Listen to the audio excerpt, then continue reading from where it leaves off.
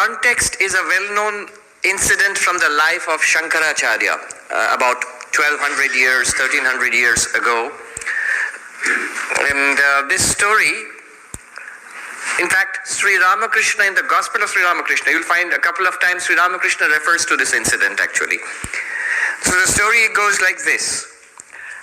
Adi Shankaracharya, when he was in Benares, in the holy city of Benares, Kashi, so after a auspicious holy dip in the Ganga there with his disciples, he is walking down the very narrow lanes of Benares. Those who have been there, you know. And from the other side, he sees a Chandala, somebody from the lowest caste, coming straight at him. The descriptions differ. Some description is that the Chandala is accompanied by a bunch of dogs. Another description is, Sri Ramakrishna says the Chandala was actually carrying a load of meat. Whatever it is, we have to keep in mind the very hierarchical caste structure of ancient India. So there are very strong caste prejudices. And Shankaracharya, who comes from a very high Brahmin caste of in Kerala in the south, he reacts as would a member of his class in this situation, of his caste in this situation, and he says, move aside, step aside, give way, expecting that the Chandala would hurriedly, deferentially step aside. But lo and behold, nothing of the sort. You can imagine the Chandala grinning and saying to Shankaracharya, "O noble Brahmin, what do you want to step aside from what? This body from that body? But bodies are impure anyway. I mean, your body and my body, they're made of the same flesh and bone and blood and all sorts of gooey stuff. Same thing. Why should one body step aside from another body?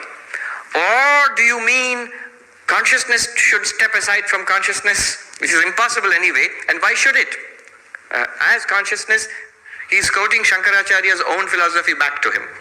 But we are all one awareness, one pure consciousness. So why should consciousness, even if it could, why should consciousness step away from consciousness? It's one undivided consciousness. Annamaya meva annamayat, athava chaitanya meva chaitanyat. This body made of food from another body made of food, or consciousness from consciousness. Hey Dvijavara, kim bruhi gaccha gaccheti.